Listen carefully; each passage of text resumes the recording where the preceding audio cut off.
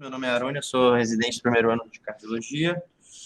Vou dar seguimento ao ratinho de hoje. No nosso primeiro caso, a gente tem um paciente MAM, de 69 anos, do sexo feminino, auxiliar de limpeza, aposentada, natural de Jacutinga e procedente de Itapira, São Paulo. Na HDA dela, ela é um paciente com um diagnóstico de um IAM em dezembro de 2020, mas sem estratificação invasiva naquela ocasião. Permaneceu assintomática até meados de 2021 e deu início a um quadro de dor precordial em queimação, fraca intensidade, momentos de estresse e as moderados esportes, acompanhada de dispneia.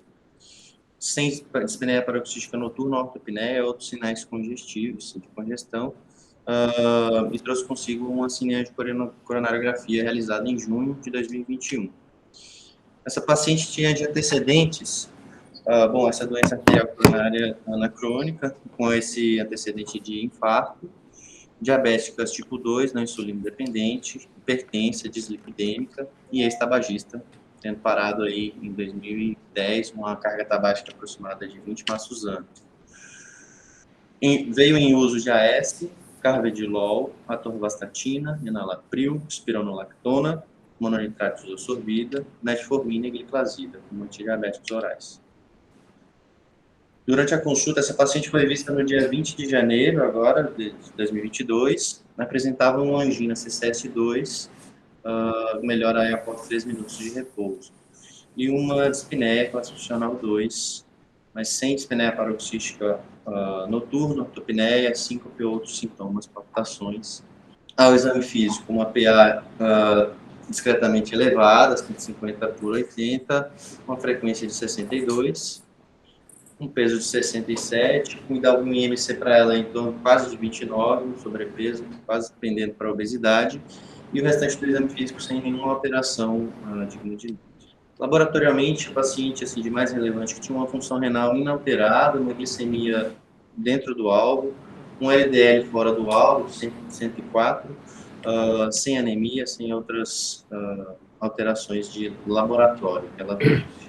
De exame complementar, ela tinha esse raio-x. Na radiografia de tórax, a gente vê talvez um discreto aumento aqui de índice cardiotorácico, talvez um aumento aqui dessa silhueta esquerda, provavelmente de átrio esquerdo, tem aqui talvez uma elevação de broncoponte, que também direciona para um aumento aí de átrio esquerdo. E no eletrocardiograma de novembro, a gente consegue enxergar aqui uma área inativa elétrica em parede inferior, uma bradicardia sinusal, uma frequência em torno de uns 40, aqui no eletro 42. Ela trouxe um ecocardiograma, a gente não tem ecocardio do sistema, do serviço, de achados que a gente tem, o átrio esquerdo não foi confirmado como aumentado, mas tem cavidades aí ligeiramente ali no limite superior da normalidade, um septo de 11, uma fração de ejeção de 45%, com comprometimento sistólico de vescos de hipocinesia de parede inferior. Sem outros dados. Os diâmetros estão normais, né? 49 milímetros. Ali quase normal. Isso, limite superior, né?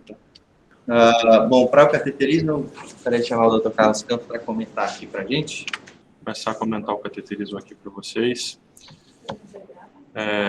Então, aqui, coronária esquerda. E uma oblíqua anterior à direita caudal. Tá? Esse primeiro ramo marginal está sobreposto, fino, talvez tenha uma lesão no ósseo, melhor a gente ver em outras projeções. Mas o que a gente vê, esse segundo grande ramo marginal, uma doença difusa, tá?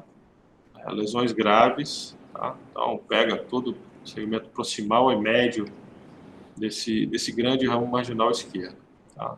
A parte distal desse vaso é afilada, então realmente um ramo marginal longo, mas difusamente doente, doença severa difusa. A gente conseguiu abrir melhor o primeiro marginal, que estava sobreposto na primeira injeção.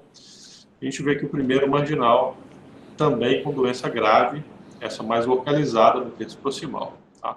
Tem uma placa discreta proximal na artéria circunflexa, mas então aqui a gente tem os dois ramos marginais com doença severa, o segundo com uma doença mais difusa. Nessa PA cranial, a gente vê a artéria descendente anterior, umas irregularidades proximais, nada que me pareça grave. Realmente a artéria descendente anterior não me parece que tenha doença significativa. Outra projeção para a descendente anterior, uma oblíqua anterior esquerda cranial.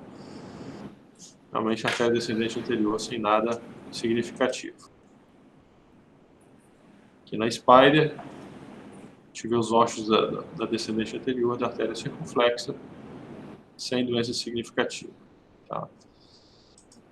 Nessa projeção, a gente acha que a lesão na artéria circunflexa talvez esteja mais para moderada do que discreta.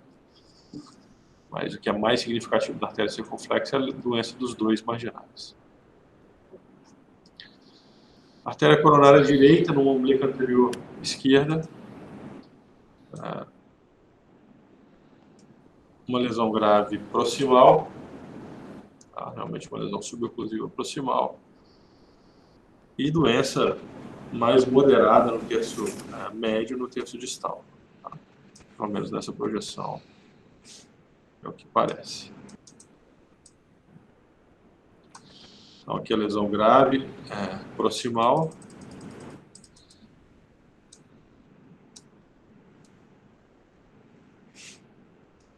E na parte distal da coronária direita, parece que tem uma lesão junto à bifurcação. Essa injeção de contraste é uma injeção meio rápida.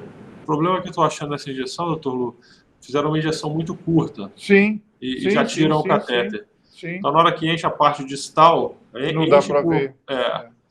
Mas tem uma placa aqui na direita distal, junto à bifurcação. Mas tem lá em cima também, né? Lá em cima não tem dúvida que é grave. Na parte distal, aparentemente é grave. Porque a injeção não ajuda muito. Uma injeção curta, tá vendo? Na hora que o contraste chega lá, já esvazia. Tá? Mas, em suma, então, é uma paciente que tem duas marginais com lesão grave, segunda marginal com doença difusa, e a coronária direita com uma lesão proximal grave e uma lesão que enfim, com a limitação na geografia, mas que eu diria que essa lesão distal deve ser uns 60% a 70%, junto à bifurcação. Essa paciente teve um sintax 1 calculado de 37,5, um sintax 2 que mostrava aí uma tendência a melhores desfechos de cirurgia em relação a tratamento percutâneo, e ele dá essa recomendação de tratamento como o CABT, né? No Sintax 20 também, a gente consegue ver no gráfico as diferentes mortalidades estimadas em 10 anos e 5 anos, para MACE. Também, em vermelho, a gente tem tratamento percutâneo em azul cirúrgico, tendendo aí a melhores desfechos com tratamento cirúrgico. O risco não dá para focar melhor, porque acho que está sem foco, né? E o gato também era sem foco. Não tem... Não, né? Eu acho que a imagem é um pouco mais... é essa mesmo. Okay.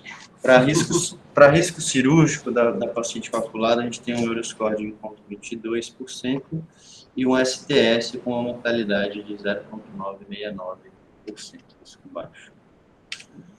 Risco de sangramento dessa paciente foi considerado pelo Precise DAPT como risco baixo, com um sangramento estimado em 12 meses, sangramento magro, né, de 0,5. E agora vamos para a discussão. Do ponto de vista técnico, né, falando de intervenção percutânea, essa paciente tem duas bifurcações a serem tratadas, uma na coronária direita, outra dos dois ramos marginais. Tá? A lesão proximal na coronária direita é uma intervenção bem simples. Tá? A lesão distal da coronária direita é relativamente simples, que é uma intervenção um pouco mais complexa, é a intervenção dos dois ramos marginais, principalmente o segundo marginal, que tem uma doença difusa, tá? Até a parte distal. Tá? Então, Isso transparece através dos scores, realmente favorecendo o tratamento cirúrgico. E com ponderação que eu faço com relação à cirurgia, porque é um paciente que não tem envolvimento da descendência anterior, né? Então realmente é o caso que faz a gente ponderar com relação ao tratamento cirúrgico. Queria também escutar a opinião dos cirurgiões com relação ao segundo marginal, porque é uma doença difusa e a parte onde não é doente é um ramo, apesar de longo, a parte onde não é doente o vaso já é um pouco mais afilado. Aí eu não sei o que os cirurgiões acham com relação a fazer uma anastomose ali. Tá? Então, assim, em suma, é possível um tratamento percutâneo, uma revascularização completa, tá? Coronária direita relativamente simples, a artéria circunflexa não. A artéria circunflexa seria uma intervenção um pouco mais complexa, bifurcação com 2 stents longos, tá? O que essa paciente tem de vantajoso nesse aspecto é que a paciente com baixo risco de sangramento, a gente tem uma tranquilidade maior para deixar essa paciente com DAPT de longa duração, caso seja decidido por intervenção percutânea. Certo? Seriam quantos stents, mais ou menos? Então, 4. na CX seriam 3, tá? Na direita pelo menos mais 2. Porque aqui no IGO já obriga a ser 2 intervenções. Mesmo que não fosse, mesmo que não houvesse essa necessidade de estadiar a questão, a artéria circunflexa em si, a intervenção da artéria circunflexa em si, já levaria a gente a uma tendência a estadiar o procedimento. Porque a angioplastia da circunflexa é realmente uma angioplastia bem trabalhosa. Então, isso já levaria a gente a pensar em estadiar, independentemente do número de stents dessa angioplastia da circunflexa. A angioplastia que a gente tem uma tendência a usar um volume de contraste um pouco maior. E aí fazer direito do meu procedimento, outra bifurcação. Então, a princípio... Pela direita ou pela esquerda? Por exemplo, já que são 2, só para... Essa é uma pergunta difícil de responder, né? Eu teria uma tendência a começar pela coronária direita, me parece, a artéria culpada pelo quadro agudo que ela teve em 2020. Que é parede inferior. Apesar da área inativa inferior, o eco mostra uma hipocinesia inferior. Então, a parede inferior tem viabilidade. Então, eu teria uma tendência a começar pela direita e depois, no segundo momento, abordar a circunflexa, caso seja decidido pelo tratamento percutâneo. Só um aspas é que esse caso foi discutido na hemodinâmica até e já foi negado, inclusive pelas lesões difusas, né? E a nossa impressão também foi de que a culpada pudesse a coronária direita. Tá? Eu vou convidar os cirurgiões para comentar o caso, eu vou convidar o Dr. Beto, né, que está hoje aqui presente, para falar antes do Dr. Dalon. Bom dia a todos. Posso voltar aqui na imagem do CAT? Pode, Eu acho que o Dr. Carlos já falou muito bem em relação ao grau de coronariopatia dessa paciente. Eu acho que um ponto importante para a gente considerar é realmente não ter lesão ADA, isso perde um pouco de força na indicação ali da cirurgia, mas é uma paciente com angina, com lesões difusas, que talvez tenha dificuldade no tratamento percutâneo pela dificuldade da doença, né? E o que eu vejo aqui no cateterismo que eu voltei a colocar, realmente a imagem está difícil de enxergar com mais clareza, mas esse primeiro ramo marginal é um ramo marginal muito favorável para o tratamento cirúrgico. A gente consegue tratar nessa parte mais distal a primeira ramo marginal de forma tranquila, uma ponte cai muito bem ali. O segundo ramo marginal é possível fazer um tratamento mais distal, mas realmente uma artéria de fino calibre e a qualidade dessa anastomose é mais duvidosa, né? Para que a gente tenha um recurso aqui na instituição da fluxometria intraoperatória, a gente consegue ver se a ponte for com fluxo adequado logo no começo no final da anastomose, mas realmente a gente consegue enxergar mais que a primeira ramo marginal é muito bem tratável versus o segundo, né? Então, dá para tratar o segundo? Dá. Fica tão bom quanto o primeiro? Com certeza não, porque a artéria é muito pior, né? Mas por território você estaria cobrindo essa parede lateral da paciente, né? E a artéria coronária direita, não vejo dificuldade em tratamento dela, acho que é uma artéria tranquila de ser tratada por cirurgia, então acho que o tratamento cirúrgico cairia bem para essa paciente nesse contexto também. Apesar de não ter, mais uma vez, a lesão ADA, que teria muito mais peso na decisão cirúrgica nesse caso, né? Mas acho que cabe ao professor Dalan, agora acho que dá a palavra dele em relação à cirurgia. Bom, doutor Dalan, convido o senhor para emitir a sua opinião.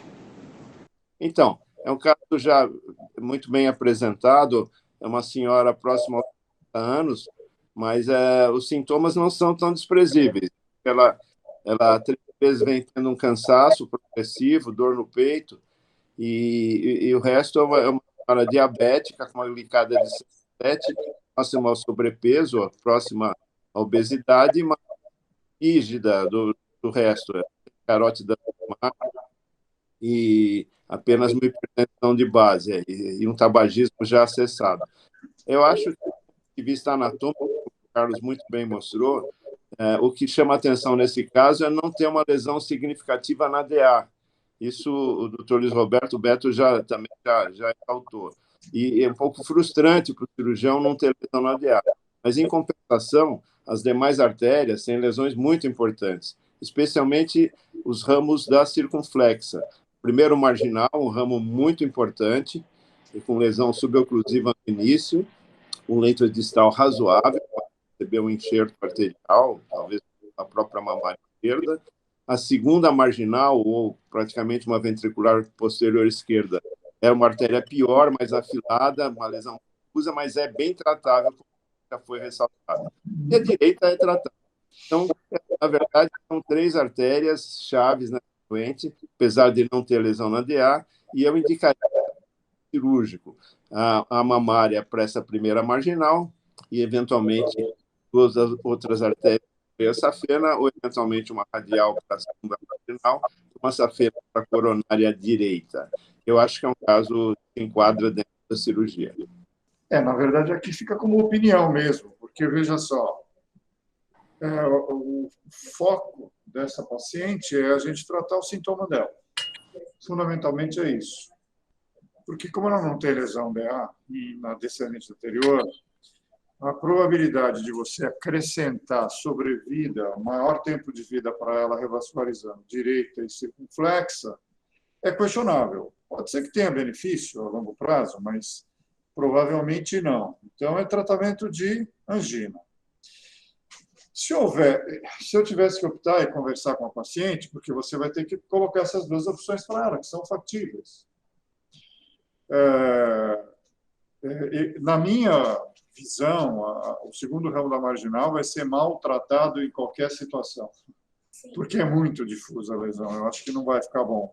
Seja com stent, com um percutâneo, seja com cirurgia. Então, deve ter um runoff, né? Um fluxo distal ruim, e isso diminui o tempo de sobrevida de um enxerto. Então, eu tenho a impressão que a coronária direita, se for tratada proximalmente, eventualmente, se realmente se confirmar uma lesão na bifurcação mais grave, e também na bifurcação, talvez ela melhore muito da angina. E tem uma marginal a ser tratada, mas é na bifurcação, né? Talvez isso resolva o problema, e eu tenderia a pensar mais em angioplastia e conversar com a paciente, se for factível, porque, como a Luhanda já colocou, isso já foi para a reunião da EMO, mas talvez pela dificuldade, pelo número de states, tenham negado. Se for possível, pelo menos tratar a primeira marginal e a direita, eu tenho a impressão que, do ponto de vista de angina, ela melhora, que é o que a gente quer. Eu posso explorar... Simplificaria muito o procedimento. Você não acha? Se a gente decidisse tratar só o primeiro marginal e a direita. Exatamente. Que eu acho que é o mais lógico e o que talvez traga benefício para ela em termos de angina, sem complicar muito. Sim. E sem toractomia para tratar uma senhora nessa idade. Sim, exatamente. Com relação à proposta, né, quem mandou o caso já mandou mesmo com a proposta de intervenção para melhora de sintomas, tendo em vista que ela já estava bem medicada, né? Então, a gente já está aí caminhando para uma angina que está ficando refratária aos medicamentos, além da classe funcional 2, como equivalente de novo. Não tem tronco, não tem PA, não tem disfunção, não tem disfunção grave, né? Sim, não. então seria questionável aí a melhora de prognóstico. Sim. A proposta foi angioplastia de CX e de CD, né? Como ela teve infarto prévio, né? A nossa impressão foi, como o Carlos também comentou, de que a CD fosse a culpada de uma lesão suboclusiva e seria tecnicamente mais factível se realizar a angioplastia. Né? Então, a minha proposta, né, como clínico, seria a angioplastia da CD. Sim. Eu tinha pensado no primeiro momento, e quem mandou com a proposta de CX. Da primeira marginal. E a primeira marginal. Eu acho que essa é uma proposta. Isso. E a coronária direita. Pronto. Tá? Acho que é ideal. Até porque vai ser mais rápido. Porque a cirurgia para ela, que vai ser eletiva e sem urgência, vai ser 2 anos em função da pandemia. É isso. E até considerar também que ela tem 70 anos, mas ela pode progredir lesão na DA e eventualmente precisar até de usar a mamária no segundo momento. Feito. Eu só acho que cabe aí 2 propostas. A cirurgia é totalmente porque é uma diabética em que normalmente os stents não têm tão boa evolução. E todo dia nós estamos reoperando esses pacientes, estão operando stents com stents e que dá uma solução definitiva. Eu não achei tão desfavorável esse ramo ventricular posterior esquerdo, segundo marginal, e ela teria uma revascularização. Eu acho realmente passível de ser dilatada, mas passaria totalmente numa outra opção, a cirurgia.